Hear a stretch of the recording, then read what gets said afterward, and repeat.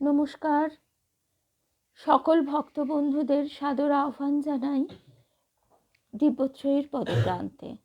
দিব্যত্রয়ীর পদপ্রান্তে আজকে আমরা নমি কলুষহরণে এই শিরোনামে যে প্রসঙ্গ শুনি, সেখানে আমাদের গুরুদেব শ্রী শ্রী তারক ব্রহ্ম তারাদাস, দেবী মা শ্রীমতী ধীরা বসুর কথা, কিভাবে তারা আমাদের ঠাকুরের দিকে ঠেলে দিয়েছেন, এগিয়ে দিয়েছেন, সেই প্রসঙ্গগুলি আমরা শুনি। শ্রীরামকৃষ্ণময় তাদের জীবন। তো আজকে আমরা দেবী মার যে দর্শন, সেই সব কথা থেকে আজকে শুরু করব এবং সেই প্রসঙ্গ ধরে গুরুদেব কি বলছেন সেই প্রসঙ্গগুলি শুনব। সকল ভক্ত বন্ধুদের শুভ সন্ধ্যা জানাই, আর ঠাকুর মায়ের শ্রীচরণে সাষ্টাঙ্গ প্রণাম নিবেদন করে শ্রী গুরুদেবকে স্মরণ করে আমরা শুরু করছি আজকের প্রসঙ্গ। সকল ভক্ত বন্ধুদের শুভ সন্ধ্যা জানাই। শুভ সন্ধ্যা মিনুদি, স্বপ্নাদি, শর্মিলাদি, গৌতম মুখার্জি, অর্পিতা চক্রবর্তী, সকল ভক্ত বন্ধুদের শুভ সন্ধ্যা জানিয়ে শুরু করছি। 90 সালে 4/8/90 অগস্ট মাসের 4 তারিখ 90 সালে কথা হচ্ছে। দেবী মার স্বপ্ন দর্শনে আছে ঠাকুরের কৃপা পাত্রের ফুটো দিয়ে বেরিয়ে যায়। ফুটো বলতে কি বোঝায়? মানুষের মনে সন্দেহ, অবিশ্বাস, সংশয়, এগুলোই ফুটো। সেই ফুটো বন্ধ করো নাম দিয়ে। ভগবানকে ভালোবাসাই তো শেষ কথা, গোড়ার কথা, আসল কথাও তাই। স্মরণ, মনন, সমর্পণের মধ্যে দিয়ে নাম আনে ভালোবাসা, প্রীতি।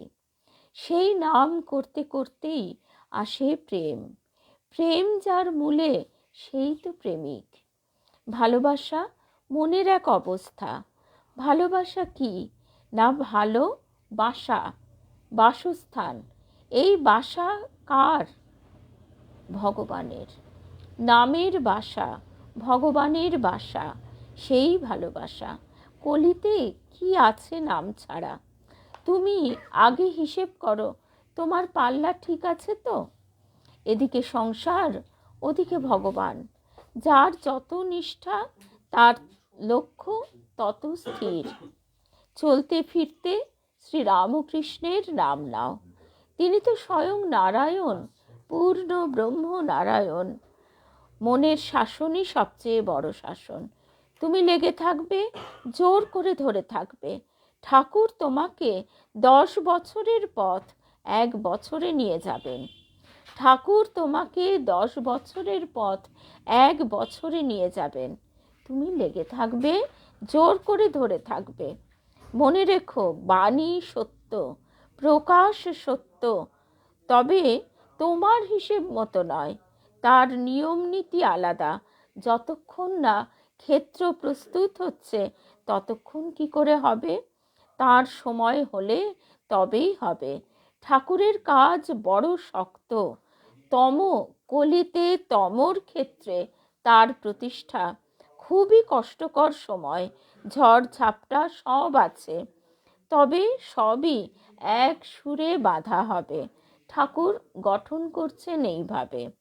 বোধ আসা দরকার, প্রার্থনা দরকার, কিন্তু বোধ অন্য জিনিস। বোধ আসা দরকার, প্রার্থনাও দরকার, কিন্তু সেই বোধ অন্য জিনিস। মনের সে এক বিশেষ রূপ। ঠাকুরকে জানতে গেলে, চিনতে গেলে বোধটা পাকা হওয়া দরকার। শ্রী শ্রী মা শারদা কে? তিনি নারীরূপী শ্রীরামকৃষ্ণ, শ্রীরামকৃষ্ণের মাতৃরূপ। ঠাকুরই শারদা মা, শারদা মাই ঠাকুর। অনেক ব্যাখ্যা আছে চণ্ডীতে। ঠাকুর বলেছিলেন, গুরুদেব বলছেন, ঠাকুর বলেছিলেন, মানে স্বয়ং শ্রীরামকৃষ্ণ, গুরু ইষ্ট এক করে নে। সেই শুরু যাত্রা হলো দুর্যোগের মধ্যে, ধাক্কার ওপর ধাক্কার মধ্যে, তার মধ্যে দিয়েই চলছে মধুর নাম, আর তাতেই আনছে সমাধান। সব কিছু যে তলিয়ে বুঝবে তার সময় কোথায়? সংসারে নানান জ্বালায় সব জ্বলছে, বুঝতেই পারছি গুরুদেব বলছেন দুনিয়ার কি অবস্থা। তবে হ্যাঁ, ঈশ্বর শক্তিতে কি না হয়। আমি চাইছি আনন্দে তোমার নাম করব, কিন্তু তার আগে আমি কি যন্ত্রণাকে জয় করেছি? না, তাই এখনই তা হতে দিচ্ছে না। কিন্তু একদিন তো দেশে দেশে নাম গেয়ে বেরিয়েছি, গুরুদেব বলছেন, কিন্তু সেসব আজ কোথায়? এখন শুধু সবাইকে বোঝাচ্ছি ঈশ্বরের কৃপা সম্বন্ধে, কিন্তু সেও কি সোজা? ঈশ্বর আছেন, কি করে মানুষকে বোঝাবো? লোকে বলবে হয় পাগল, নয় ব্যবসা করছে। আমাদের গুরুদেব যেহেতু গৃহী রূপে ছিলেন ঠাকুরের, শ্রী শ্রী ঠাকুরের নির্দেশে। হ্যাঁ, এই গুরুদেবের ছবিটা হঠাৎ বইয়ের মধ্যে পেয়ে গেলাম।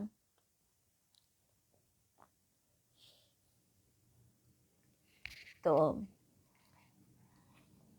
আমাদের গুরুদেব ঠাকুরের নির্দেশে এবং তার ইষ্টদেবী শ্রী শ্রী তারামায়ের নির্দেশে তিনি গৃহীরূপে থাকেন। তিনি মানস সরোবরে চলে যেতে চেয়েছিলেন, কিন্তু ঠাকুর বলেছেন না, এখানে গৃহীরূপে তোমাকে থাকতে হবে। গৃহীর সব জ্বালা যন্ত্রণা মাথায় করে তোমায় দেখাতে হবে। দক্ষিণেশ্বরের উপদেশের তুমি হবে আমার জ্বলন্ত উদাহরণ, যে সংসারে সব কিছু দায় দায়িত্ব কর্তব্য, কিন্তু পরিপূর্ণরূপে ঠাকুরের উপর নির্ভর। গুরুদেব বলতেন, মন, মায়ের চরণে তোকে দিয়ে দিয়েছি, আর কেন তুই চিন্তা করবি? আর তোকে চিন্তা করতে দেব না, মায়ের চরণে যখন তোকে একবার দিয়ে দিয়েছি।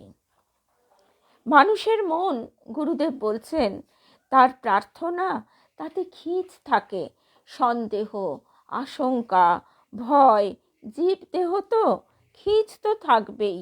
ধ্যানে কি প্রার্থনায় বসলে অমনি ছেলের মুখ ভেসে উঠল।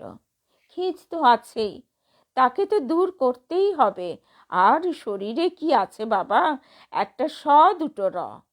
ঠাকুরের মধ্যে আছে পূর্ণ জ্ঞান, পূর্ণ সাম্য, পূর্ণ ত্যাগ আর ন্যায়, পূর্ণ শক্তি, সব কিছু। শুভ সন্ধ্যা শ্রী শ্রাবণ, রূপা, রূপশ্রী, সকল ভক্ত বন্ধুদের শুভ সন্ধ্যা জানাই। কাকলি, আজকে অনেক দিন পর কাকলি আছে, তন্দ্রা চ্যাটার্জি, শুভ সন্ধ্যা। এ আমি কোথায় দিবানিশি যাপন করি এক কারাগারে, কামনা বাসনার অতৃপ্তি কারাগার, অতৃপ্তির কারাগার। আমরা এই আমাদের যে আমি, সেই আমি তো চিদানন্দ রূপা, সোয়াহম সোয়াহম, কিন্তু সেই আমি দিবানিশি যাপন করি এক কারাগারে, কামনা বাসনার অতৃপ্তির কারাগার। শুধু প্রার্থনা, ঠাকুর তুমি মনটা এখান থেকে তুলে নাও, তুলে নাও, খাটো, চেষ্টা করো, পাওয়ার জন্য প্রার্থনা চালিয়ে যাও। কিন্তু দেখো, গুরুদেব বলছেন, তার উপর অভিমান না আসে। তার উপর অভিমান করে আমরা তাকে দোষ দিই, তার উপর রাগ করি, কিন্তু তার কষ্টটা কি আমরা ভেবে দেখি? আজকে আমরা কিছুই করব না, কিন্তু বলবো, ঠাকুর তুমি দেখা দিলে না, আমার এত কষ্ট, তোমায় আমি এই যে এতবার ডেকেছি, আমি তোমার এত বড় ভক্ত, কিরম ভক্ত হয়ে উঠেছি, তবু তুমি আমার এত রোগ ব্যাধি, কষ্ট, হতাশা, এত কিছু দিলে। এই যে কথাগুলো আমরা কিরম নির্বিকারভাবে বলে যাই। গুরুদেব বলছেন, এটা তো একটা পাঠশালা, শিক্ষাক্ষেত্র, কর্মকাণ্ডে এর প্রয়োজন আছে। কর্মকাণ্ডই তার লীলার প্রকাশ সবচেয়ে বেশি। তাই ধর্মই গুরুত্বপূর্ণ। যেখানে জীবত্বের শেষ, সেখানেই চৈতন্যের উন্মেষ। সেই ধারায় আসছে রূপান্তর, দেহান্তর, জন্মান্তর। গঠন করতেই হবে। সেই গঠনের হাত নরম আছে, আবার কঠিনও আছে। কাজ করতেই হবে। আবার সেই কাজের মধ্যে দিয়েই শক্তি সঞ্চয় হচ্ছে। সবই সেই আত্মগঠনের জন্যে। অনেক কিছুই এর মধ্যে কাজ করছে। মনে রাখবে, সর্ব ইষ্ট সার শ্রীরামকৃষ্ণ। ঠাকুরের মধ্যেই সব আছে। এখনকার কাজের ধারা আগে ছিল না।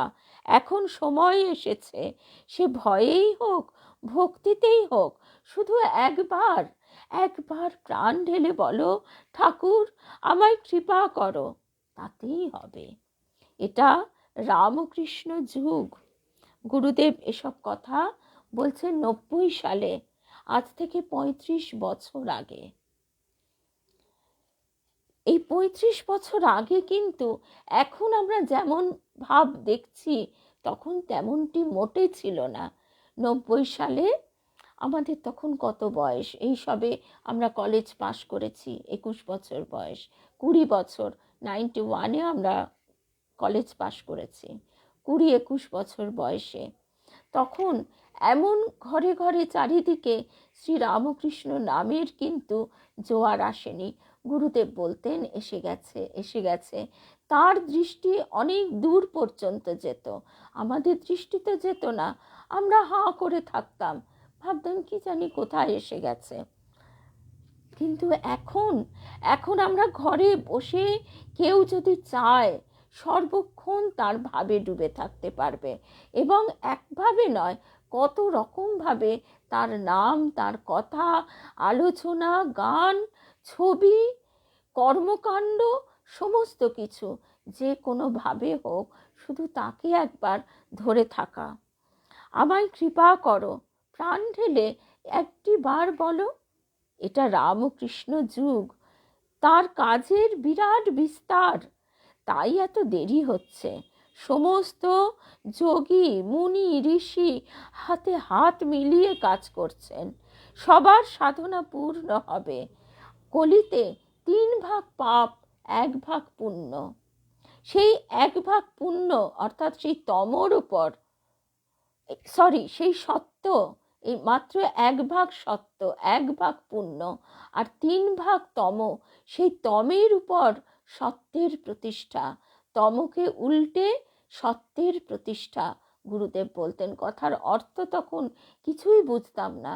তমকে উল্টে সত্যের প্রতিষ্ঠা, অর্থাৎ এবার 3 ভাগ সত্য হয়ে যাবে। তমগুণ ছাড়া তো হবে না।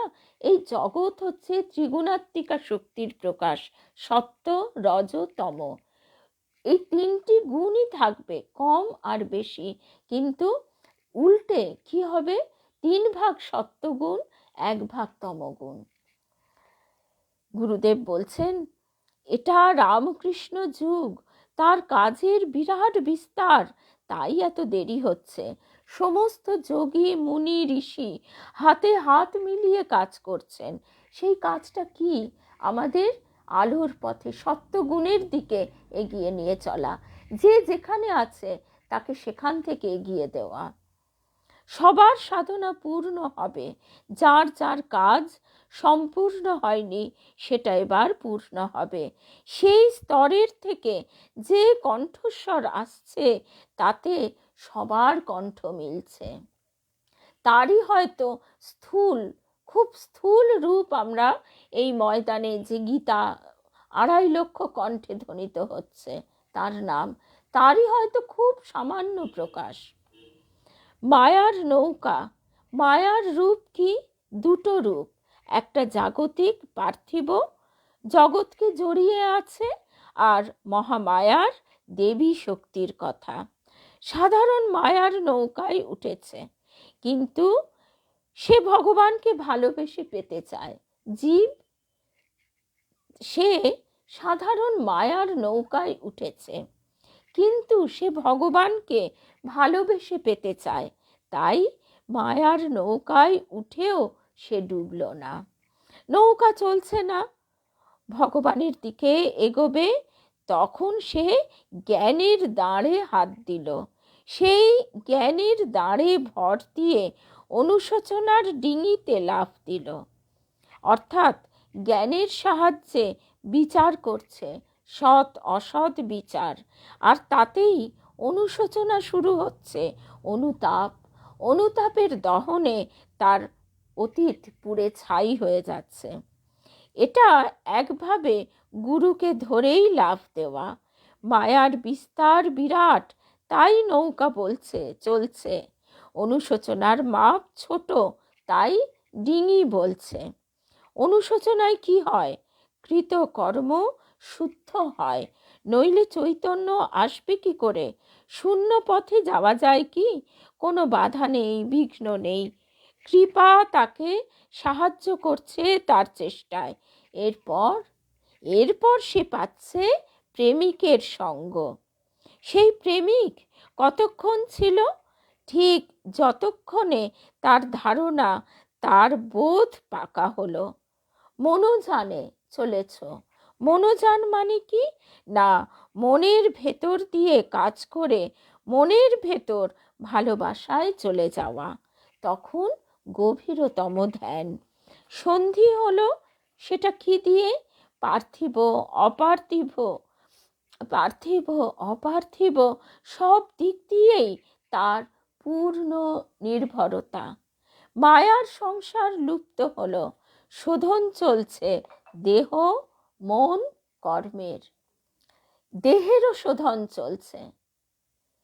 দেহের ক্রিয়াটা ছিল এতদিন জাগতিক দিকে বহির্মুখ, কিন্তু এবার দেহের ক্রিয়া হয়েছে অন্তর্মুখ।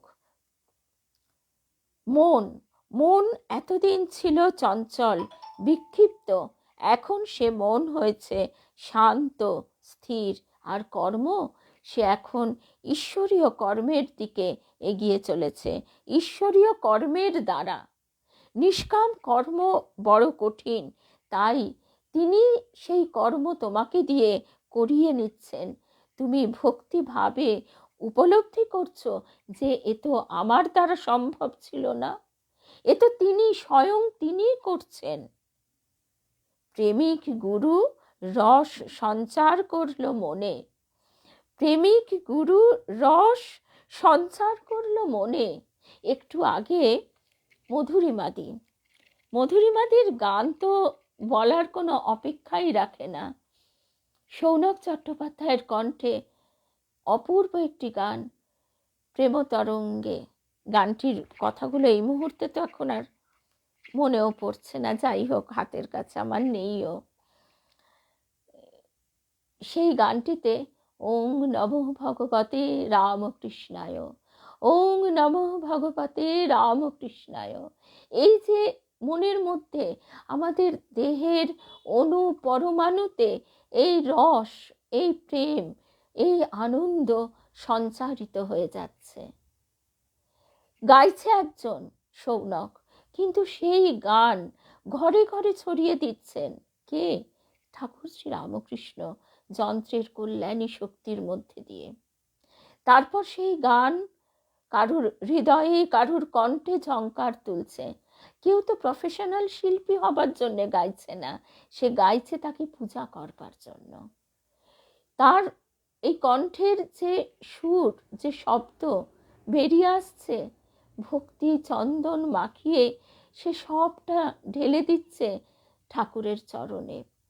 তাই এই যে ঠাকুর গুরুদেব যে বলছেন, এসব কথা 90 সালে বলা। প্রেমিক গুরু রস সঞ্চার করলো মনে, দিল স্বপ্নে ধ্যানে, হৃদয়ে প্রেমের সঞ্চার হলো। প্রেমিককে চিনতে পারলো, চলল সেই মধুর সন্ধানে। মনে মনে চলল, মনও জানে। সন্ধিত হয়েছে তার রূপ কি? তোমার ইচ্ছাই আমার ইচ্ছা। আমার যেসব দিতে হবে সে তো আমি জানি। আমার যত বিত্ত প্রভু, আমার যত বাণী। সেখানে একদম শেষে কবি বলছেন, আমার বলে যা পেয়েছি শুভক্ষণে যবে, তোমার করে দেব তখন তারা আমার হবে। অর্থাৎ আমি যখন নিজেকে সম্পূর্ণ নিবেদন করে দিতে পারবো, সমর্পণ করে দিতে পারবো, তখন সেই আমি তো বিরাট আমির সঙ্গে মিশে একাকার, অগ্নির স্ফুলিঙ্গ হোমাগ্নিতে মিশে দাউ দাউ করে জ্বলছে, সে অনন্ত অবধি উঠে যাচ্ছে তার শিখা। তোমার ইচ্ছাই আমার ইচ্ছা, এক যোগে কাজ করবে। এসেছে প্রেমিকের ঘরে, তখন আর পৃথক কিছু নেই, সে ইচ্ছাটাও এক হবে। ক্লান্তি ক্লান্তি তো আসবেই, অপশক্তি তো ক্রমাগত আক্রমণ করেই চলেছে। অপশক্তি মানে তমগুণ, আলস্য, নেগেটিভিটি, হতাশা, এসব কিছুই, অহং, সবচেয়ে বড় যেটা অহং। কিন্তু শুধু বিশ্বাস আর আশ্বাস নিয়ে জোর করে এগো, শুধু বিশ্বাস আর আশ্বাস নিয়ে জোর করে এগো। ধৈর্য, ধৈর্য হলো আসল কথা। ভগবানে বিশ্বাস, ভালোবাসা, প্রেম, প্রেমই শেষ কথা, শেষ ধাপ। তোমাদের কর্তব্য কি? জ্ঞানের দাড়িতে ভর করবে, সর্বদা বিচার করবে। কৃপা তো সর্বদা ঝরছে, সেই কৃপাই তোমাতে শক্তি যোগাচ্ছে, সেই কৃপাই তোমাতে শক্তি যোগাচ্ছে ধরে রাখবার। ঠাকুর বলেই দিয়েছেন, কেউ পড়ে থাকবে না আমার রাজ্যে, কেউ পড়ে থাকবে না। যে একবারও হেলায় ফেলায় নাম নিয়েছে সেই উতরে যাবে, যে একবারও হেলায় ফেলায় নাম নিয়েছে সেই উতরে যাবে। তার দয়ায় অহল্যার পাষাণও প্রাণ পেল। আমরা তো পাষাণ নই, মানুষ, কেন পারবো না? শুধু ডাক দেবার অপেক্ষা। তাকে ঠাকুর বলে প্রাণ থেকে ডাক দাও। বিপদে পড়লে যেমন আকুল হয়ে ডাকো, তেমনি একবার, একটি বার ভালোবেসে ডেকে দেখো দেখি। গুরুদেব বলছেন, ভগবান ভক্তকে শূন্য করেন পূর্ণ করার জন্য। যেখানে অন্ধকার নেই সেখানে নিজের আলোয় নিয়ে যাবেন। তুমি নিজেকে দিনহীন কাঙাল করো, নত নম্র হও, তার জন্য সব ছাড়ো। তবে সত্যিকারের মানুষ না হলে দেবে কি করে? আগে নিজেকে তৈরি করো। ভেতরের কথা কি জানো? গুরুদেব বলছেন, আমার বলিতে কিছু নাই, শ্যামের হয়েছি তাই। আজকের এই ধারা কোনো কালে হয়নি, হবেও না। চারিদিক থেকে তোমার ভক্তিকে নাড়িয়ে দেবে, তবু লক্ষ্য স্থির। এ শুধু গুরু কৃপা, এ শুধু গুরু কৃপা। সম্ভব, কঠিনও বটে। ভাব স্থির রাখার চেষ্টা করো, ভাব স্থির রাখার চেষ্টা করো। নিবেদন আর সমর্পণ অনেক তফাৎ। নিবেদন হলো একটার পর একটা, আর সমর্পণ সব কিছু নিয়ে। নিবেদন কেমন না, সারাদিন যা করলাম, শোবার সময় তোমার চরণে আমি এই করেছি, আমি ওই করেছি, আমি ওই লেকচার দিয়েছি, ওই তমুক এই কথা বলেছি, এই সংসারে এত সব করেছি, সব তোমার পায়। কিন্তু নিবেদন হচ্ছে এটা, আর সমর্পণ সব কিছু নিয়ে। এটা কজন পারে? স্ব, দন্তস্বয় বফলা, নিজে অর্পণ, সম্পূর্ণ নিজেকে সঁপে দেওয়া। অর্থাৎ আমি বলে আর কিছু নেই। দেহটা, দেবী মা যে বলতেন, দেহটা তোমার হয়েও তোমার নয়। অর্থাৎ দেহটা একেবারেই একটা যন্ত্র। যেমন এই ফোনটা একটা যন্ত্র, এর ভিতরে আমরা ওই রিচার্জ করেছি, ওয়াইফাই কানেক্ট করেছি, তবে তো এ সচল হয়েছে। ঠিক তেমনি আমাদের এই দেহটাও একটা যন্ত্র। এই দেহর মধ্যে তিনি ক্রিয়াশীল, তাই দেহটা সচল, তাই এই দেহের মুখ দিয়ে কথা বেরোচ্ছে, তাই এই দেহের ব্রেন চিন্তা করতে পারছে। বুদ্ধিরূপেণ সংস্থিতা, চণ্ডীতে বলছেন তুমি আমার বুদ্ধিতে স্থিত হও। তিনি আমাদের মনকে এগিয়ে নিয়ে যাচ্ছেন তার দিকে, দ্বৈত থেকে অদ্বৈতে। কিন্তু ভক্তিপথের যিনি পথিক, তিনি অদ্বৈত পথেই চলেছেন, সেই দ্বৈত পথ ধরে। তুমি ভগবান, আমি তোমার ভক্ত, তুমি ভগবান, আমি তোমার দাস। ঠাকুর শ্রী রামকৃষ্ণকে মা বললেন ভাবমুখে থাকতে, সেখানেই তো রস। হ্যাঁ, চলার পথে জীবনে বিষ তো আছেই, তবে তার কৃপায় বিষও অমৃত হয়, বিরুদ্ধতার মধ্যে দিয়ে জয় আসে।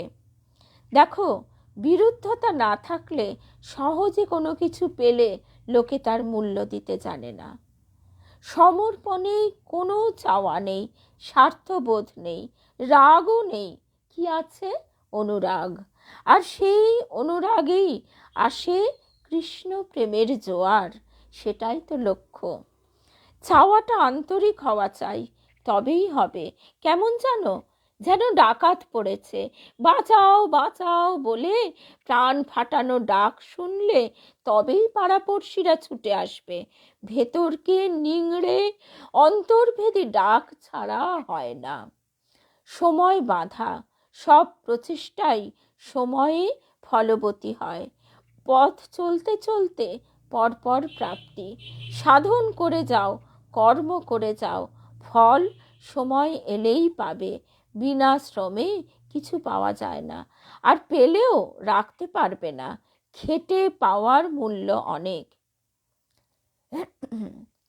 তারপরে গুরুদেব বলছেন, মনকে নীলমণি করতে পারো, হতাশ হয়েও না। মনকে নীলমণি অর্থাৎ কৃষ্ণ প্রেমে তাকে রাঙিয়ে নাও।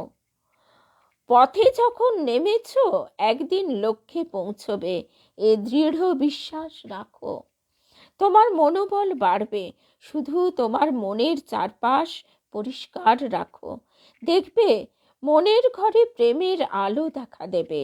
ওই যে টাকা পয়সা গাড়ি বাড়ি মানুষকে কঙ্কাল করে, সবই চতুর কৃষ্ণের চাতুরি। তুমি সবকিছু করেও মনটা তুলে রাখো, মোহ রাখিস না। যাও না, মনও জানে চেপে, গুরুর কাছে যাও, মনটা তার কাছে ফেলে রাখো। আর রাখো সংযম। ঈশ্বর নামের বেড়া দাও মনের চারপাশে। সত্য শিব সামনে বসে আছেন, তিনি বিবেক রূপে বলে দিচ্ছেন সব। তোমার দৃষ্টি থাকবে গুরুর দিকে, সর্বদা ভাববে আমি তার। সংসারে আছি, কর্তব্য করছি, কিন্তু আমার আসল ধর্ম আলাদা। কি ধর্ম? প্রেমের ধর্ম। সেই প্রেম শুধু ইষ্টের প্রতি। ঐহিক প্রেমের জগতে, ঐহিক মানে জাগতিক পার্থিব, ঐহিক প্রেমের জগতে ঘা খেতে খেতে সত্যকারের প্রেমের পথটিকে চিনে নাও। শ্রী রামকৃষ্ণ গৌরাঙ্গ মহাপ্রভু, দেখো, তার জন্য আমার নিজের জীবনকে গঠন করতে হবে, তার জন্য আমার নিজের জীবনকে গঠন করতে হবে, পারতেই হবে। ঈশ্বর বলেছেন, তুই অমৃতের সন্তান, কি না পারিস, খাটলে সবই পাবি, তোকে সবই দেওয়া আছে, শুধু খাটিয়ে নে। শ্রী রামকৃষ্ণ জগৎগুরু ঝেড়ে বেছে পাকা ঘুঁটি করবেন। তুমি শুধু প্রার্থনা করো, তুমি আমাকে নিখাদ করো। মনে রাখবে শুধু এই কটি কথা। তারপর 91 সালের একটি ঘটনা নয়, একটি দর্শনের কথা বলছি। সেই দর্শনটি আমরা দেখলাম এই করোনার সময়। দেবী মা দেখছেন, কিন্তু সময়টা সেখানে বলা নেই। আসলে অনন্ত সময়, এই সময়কে আমরা নিজেরা এই সৌরজগৎ, এই পৃথিবী, সূর্য এর হিসেবে আমাদের বুদ্ধির দ্বারা তাকে ভাগ করেছি, কিন্তু এই অনন্ত সময়ের চলনটাই বাকি। এখানে আমরা এইভাবে চলছি পৃথিবীতে, কিন্তু এটাই যদি আমরা অন্য গ্রহে চলে যাই, সেখানে আবার সময়ের চলন আলাদা, আবার এই সৌরজগতের বাইরে আলাদা। সুতরাং সময়টা বলা নেই। দেবীমা দেখছেন মহাকালের হাতে মৃদঙ্গ দেখা গেল, অর্থাৎ পরিবর্তন যে আসছে তারই নির্দেশ। গুরুদেব দেবীমার সেই স্বপ্নটির ব্যাখ্যা করছেন। আর একটা কেস হবে, গুরুদেব বলছেন, আর একটা কেস হবে, ঝটকা মৃত্যু। এভাবে নয়, অন্যভাবে। একজন জিজ্ঞাসা করছেন, ঝটকা মৃত্যু মানে কি, মরক? তখন গুরুদেব কি প্রসঙ্গে এটা এভাবে বলছেন সেটা ঠিক মানে এখানে আর ব্যাখ্যা করা নেই। 91 সালের কথা। ঝটকা মৃত্যু মানে মরক লাগবে, মরকই তো লেগেছিল করোনায়, কিন্তু আমরা মরক বলতে এরম সারা পৃথিবীব্যাপী মরক এটা তো ঠিক ভাবি না। নিশ্চয়ই যিনি জিজ্ঞাসা করছেন ভক্ত, তিনিও কীভাবে কি প্রশ্ন করেছেন সেটা তো আর এখন জানা যাচ্ছে না, তা জানারও দরকার নেই। গুরুদেবের কথাটা এইবার, মহাকালের কাজ খুব বড়, সেসব কাজ তবে সমাপ্তির দিকে এগিয়ে চলেছে। এ ধারায় কাজ চলছে শরীর ও জীবন ঘিরে। গুরুদেব বলছেন সমাপ্তির দিকে এগিয়ে চলেছে, অর্থাৎ আমরা কলির শেষে একদম আছি, যুগ ও সন্ধিক্ষণে। আমাদের নিজেদের জীবনের ব্যাপ্তি তো খুব ছোট, সামান্য। সুতরাং আমাদের কাছেই 10-20 বছর অনেক, 100 বছর মানে তো অনেক। গুরুদেব বলছেন তারাপীঠে সব কিছু মিলিয়েই কাজ করা হয়েছে, অর্থাৎ গুরুদেবের সাধনার কথাই বলছেন। তবে পরিবর্তন এবার হবে। তমর যুগ শেষ হয়ে এসেছে, এবার শেষ হবে। সব কাজ শেষে শান্তিতে সমাপ্তি। কাজ সমাপ্তির পথে চলেছে, প্রাপ্তি ও পূর্ণতা লাভ করছে। আমরা বহু বহু মানুষ কিন্তু এটা স্বীকার করি যে এই করোনা কালের পর আমাদের জীবন, চিন্তা, মনন সব কিছু অনেক বদলে গেছে। এই যে আজকে দিশা কথা বলছিল, এই দিশার মতো একটা বাচ্চা মেয়ে, একটা বছর 24-এর মেয়ে, আজকে তার চিন্তা ভাবনা, তার চাল চলন সব কিছু শ্রীরামকৃষ্ণমুখী। শুধু দিশা কেন, এরকম আরও বহু বহু ছোট ছোট ছেলে মেয়ে যাদের এমন পরিবারে জন্ম কিনা যাদের মা বাবারা কিন্তু ঠিক সেইভাবে শ্রীরামকৃষ্ণমুখী, সে কথা বলা যায় না। তাদের ক্ষেত্রে এই ভাবটা কোথা থেকে আসছে, এটাই আমাদের গুরুদেবের সাধনা, ক্ষেত্র প্রস্তুত করা। তারপরে বহু পরিবারে দেখা যাচ্ছে যে হঠাৎ করে সেই পরিবারের প্রত্যেকের ভিতর একটা এই শ্রীরামকৃষ্ণের প্রতি অদ্ভুত আবেগ, ভালোবাসা জেগে উঠছে। এতদিন তারা ছিল নিতান্তই ভোগমুখী, হঠাৎ করে তাদের মনে হচ্ছে এতদিন জীবনটা আমাদের বৃথা গেল, এর থেকে সন্ন্যাস নিতে পারলে কত মানে কত কত আনন্দ, সেটা তারা অনুভব করছে। সন্ন্যাস এই কথাটা হঠাৎই মনে পড়ছে গুরুদেবের কাছে। তখন তো মানে অনেকই ছোট ছিলাম, এই কলেজে পড়তাম, কলেজ পালিয়ে মানে আমার ছেলের থেকেও ছোট, সে তো কলেজ পাশ করে গেল, কলেজ পালিয়ে চলে যেতাম গুরুদেবের কাছে। গুরুদেব বলতেন, কিরে আজকেও কলেজ কেটেছিস, তা বেশ করেছিস। তো গুরুদেবের কাছে গিয়ে একদিন বললাম, গুরুদেব সন্ন্যাসী না হলে তো হবে না, তাহলে কি হবে? মানে মনে এটাই কথা, গুরুদেব তো গৃহী, তাহলে কি হবে, গুরুদেবেরই বা কি হবে? এত মানে ওই যে বাচ্চারা আবোল তাবোল কত কিছু কথা বলে, মা বাবা কি রাগ করে? করে না। গুরুদেবও হাসি মুখে আমায় বলছেন, সন্ন্যাস মানে কি বলতো? সম্যক রূপে ন্যাস, অর্থাৎ মনের ভিতর কোনো কিচ্ছু থাকবে না। সংসার তারপরে আর কিছু বলেছেন, সেগুলো আমার আর মনে নেই, কিন্তু এইটুকু গভীরভাবে মনের মধ্যে ঢুকেছে। পরবর্তীকালে আস্তে আস্তে বুঝেছি পুরো সংসারটাই তো তার। তুমি সংসার ছেড়ে যাবেটা কোথায়? যতদিন দ্বৈতভাব ততদিন এই সংসারে থাকা, শুধু এই আসক্তিতে না জড়িয়ে। আমরা এমনভাবে আসক্তিতে জড়িয়ে যাই, আর আমাদের এই ঘেরা টোপটা, আমিত্বের ঘেরা টোপটা এত ছোট্ট হয় যে আমরা সবসময় খোঁচা খাই, দম আটকানো ভাব আসে আমাদের।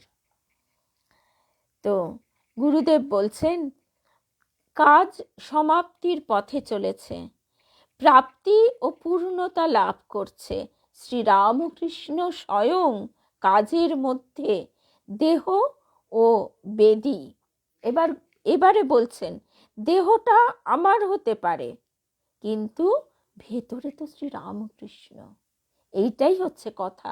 এই কথাটা আমাদের গুরুদেব আমাকে কতবার বলতেন, আর আমি ফ্যাল ফ্যাল করে তাকিয়ে থাকতাম। এই যে দেখছিস, দেহটা বাইরে আর ভেতরে শ্রীরামকৃষ্ণ শক্তি। আস্তে আস্তে এই যে আমি যন্ত্র তুমি যন্ত্রী, এই ভাবটা তিনি ভেতরে ঢেলে দিচ্ছেন এই কথার মধ্যে দিয়ে। এই কথার মধ্যে দিয়ে এই বোধটা একেবারে সংস্কার রূপে, আমি যন্ত্র। শ্রীম বলছেন না যে টালার ট্যাঙ্ক থেকে এত পাইপ লাইন গেছে, তার সরকার বাহাদুরের কি ইঞ্জিনিয়ারও কম?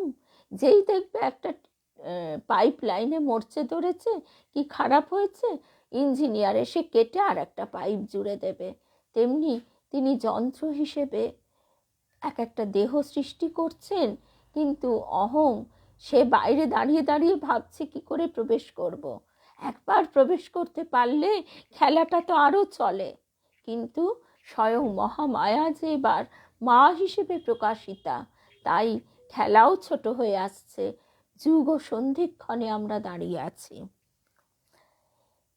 আঘাত তো তাকেও নিতে হচ্ছে, একদিনের তো কথা নয়। 34 বছর ধরে একাধিকভাবে যন্ত্রণা ভাগ, অর্থাৎ গুরুদেবের সাধনার প্রসঙ্গে এই কথাটা বলছেন গুরুদেব। তারপরে একদম আমরা শেষ কথায় চলে এলাম। এগিয়ে যাচ্ছ, সে কথা বুঝবে কি করে? আমরা কি এগোচ্ছি না? নিশ্চয়ই এগোচ্ছি। মায়ের একটা কথা আছে, মা বলেছেন, মাকেও তো জিজ্ঞেস করতো যে আমরা এগোচ্ছি কি, এগোচ্ছি না। মা বলছেন, দেখো তুমি খাটে ঘুমুচ্ছিলে, আর তোমায় সেই খাট শুদ্ধ তুলে নিয়ে গিয়ে অনেকটা বেশ দূরে রেখে আসা হলো। তা তোমার ঘুম ভাঙলো, তুমি ভালো করে চোখ মিলে চাইলে, আর মোড় ভাঙলে, তবে তো বুঝবে নতুন জায়গায় এসেছো। ঠিক তেমনি গুরুদেব বলছেন, এগিয়ে যাচ্ছ, যে সে কথা বুঝবে কি করে? মানুষের প্রতি, ভগবানের প্রতি তোমার ভালোবাসা কত বাড়লো, তোমার স্বভাব কত নম্র হলো, ক্রোধ কত কমলো, এই হিসেব কে করবে? 91 সালে বলছেন, নিজেকেই নিজে বিচার করো, নিজেকেই নিজে বিচার করো। তুমি নিজেকে যতটা জানো, অন্যে কি তা জানে বোঝে? নিজেই নিজের শ্রেষ্ঠ বিচারক, নিজেকে গঠন করো। ভক্তদের জীবনেই, মহাপুরুষদের জীবনই পড়ো। জীবন যদি গর্বিরে মন, পড়ো সব মহাজীবন। সৎ অসৎ চিন্তা করো, অন্য 5 জনে কি বলছে বলুক, তুমি নিজেকে বিশ্লেষণ করবে। তুমি ক্ষমা করতে পারছো কি? তুমি ক্ষমা করতে পারছো কি? ক্রোধ কমছে কি? গুরু বীজ দিলেন, দীক্ষা দিলেন, শক্তি দিলেন, এবার তুমি বীজকে পুষ্ট করো, বিরাট বৃক্ষ করো। সেটা তোমার নিজের চেষ্টা, ধৈর্য, সহনশীলতা দিয়ে। কষ্টের মধ্যে দিয়ে পাওয়ার মূল্য অনেক। যে পায় সে তার মূল্য বোঝে। সহজে পেলে তো হাটে বাজারে বিকোবে, কষ্ট করে পেলে তবেই যে যাচাই করে যোগ্য লোককে দেবে। নিজে পরিশ্রম কষ্ট করে নিজের মনকে গঠন করতে হবে, তবেই আসবে ভালোবাসা, ক্ষমা, সহনশীলতা, প্রেম। নিজেই তখন বুঝবে নিজে কতটা এগিয়েছো। আজকে তাহলে এই অবধি শুনলাম। ঠাকুর দেবীমার শ্রীমুখে কিভাবে বলতেন, জয় জয় শিব শঙ্কর, জয় জয় মহাযোগী বর, জয় জয় সংকটহর, গলে শোভে ফণিমালা, ভালে শোভে চন্দ্রকলা, ডম্বরু বাজে ঘন তালে, জয় জয় শিব শঙ্কর, জয় জয় মহাযোগী বর, জয় জয় সংকটহর। জয় রামকৃষ্ণ।